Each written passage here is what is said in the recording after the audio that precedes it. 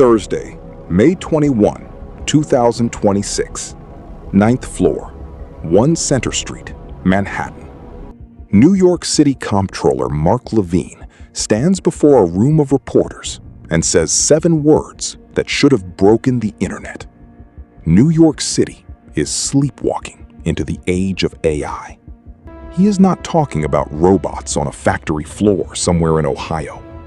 He is talking about this city, the most powerful economic engine on the planet, the home of Wall Street, Goldman Sachs, JP Morgan Chase, Citigroup, 8 million people, a tax base worth $84 billion a year. And he is saying it is all at risk. The report his office released that morning runs to dozens of pages. It is built on national data from Moody's Analytics, stress-tested against New York's specific industries. Its worst-case scenario has a name: the AI Shockwave. And if it hits, the city stands to lose 145,000 jobs and $13.5 billion in tax revenue by 2030. So here is the question you need to stay for. Why is nobody in City Hall listening? But to understand how we got here, we need to go back.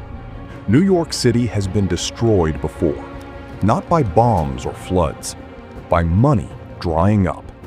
In 1975, the city ran out of cash, a deficit of over $600 million, an economy that had lost 570,000 payroll jobs between 1969 and 1977. The city's credit rating collapsed. The bond market called New York a bloodbath. President Gerald Ford refused a federal bailout. The New York Daily News ran the front page that defined an era. Ford to city, drop dead. New York survived that crisis. The Wall Street boom of the 1980s saved it. Financialization of the global economy funneled tens of billions into the city and rebuilt the tax base brick by brick. Then came 2008.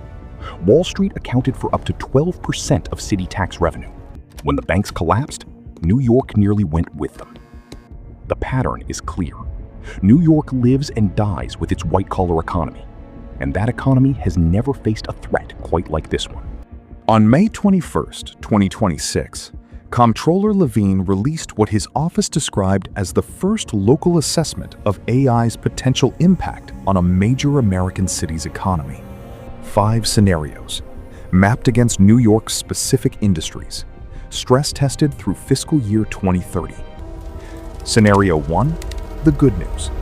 AI boosts productivity, adds 50,000 jobs, grows Wall Street profits. Probability, 35%.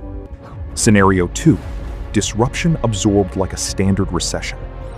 Private sector loses 52,500 jobs over the course of a single year. Probability, 25%. Scenario 3, deeper displacement. 110,000 private sector jobs gone by 2027. Wall Street profits fall for 3 consecutive years.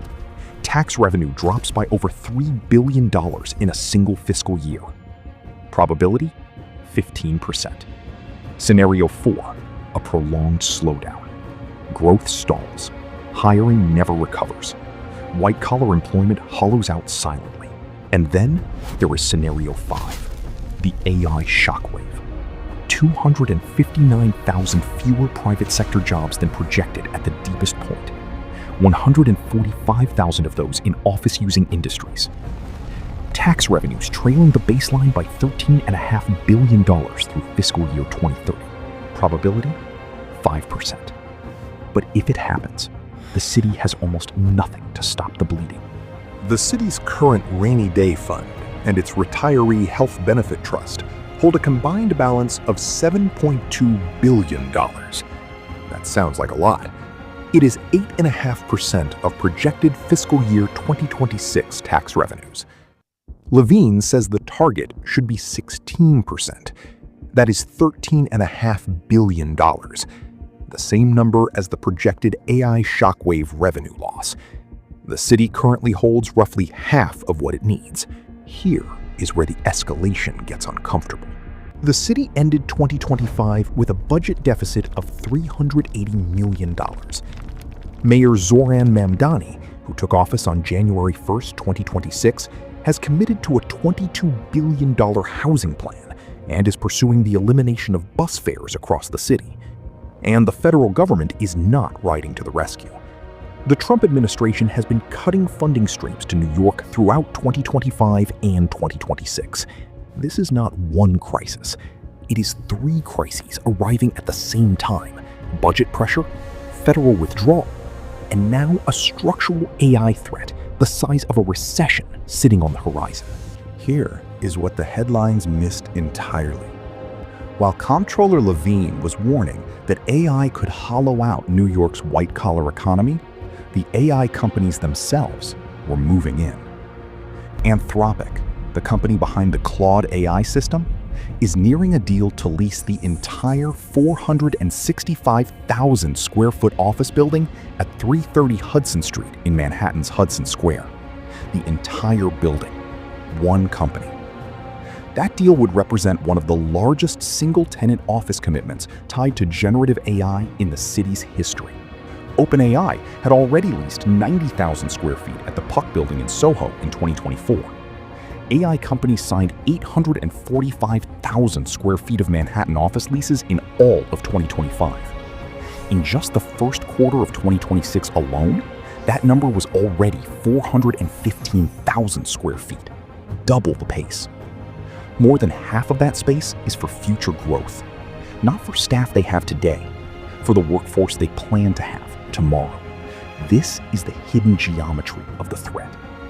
AI companies are not arriving in New York to save it. They are arriving to replace the economy that built it. The lawyers, the analysts, the junior bankers, the paralegals. 54% of all financial jobs, according to a Citigroup report, have a high potential for automation. The offices will not be empty. They will just have different names on the doors. JP Morgan CEO Jamie Dimon wrote to shareholders and warned that AI may reduce certain job categories in ways comparable to the printing press, the steam engine, electricity, and the internet. Those were not small disruptions. Those were civilizational shifts. In the first 2 months of 2026 alone, 32,000 jobs were lost across the technology sector nationally. In 2025, nearly 55,000 job cuts were directly attributed to AI across the American economy. For New York, the stakes are specific and measurable. City services, schools, sanitation, policing, emergency response are funded by income tax, business tax, and property tax. When the white-collar economy contracts, those revenues contract with it. The city does not get to run a deficit the way the federal government does. For the American viewer, this is not a New York story. Every major city in the United States carries a version of this same structural vulnerability. New York is just the city with nowhere to hide. For the British viewer, London is watching this closely.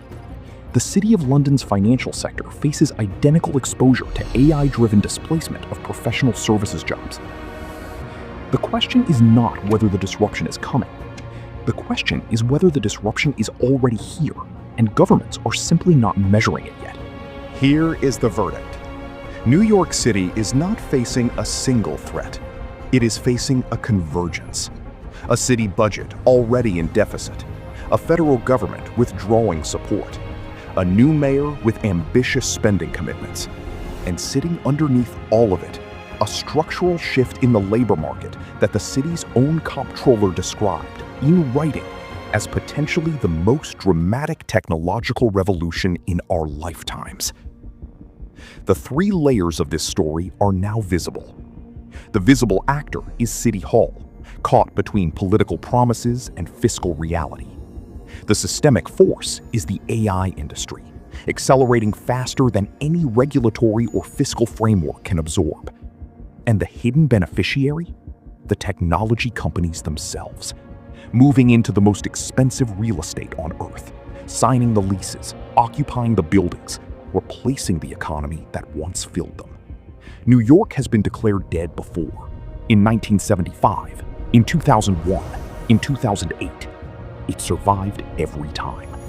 But those threats came from outside. This one is being built from the inside. So let us know in the comments what you think. Is New York City prepared for what artificial intelligence is about to do to its economy? Or is the comptroller right? Is this city genuinely sleepwalking into the age of AI?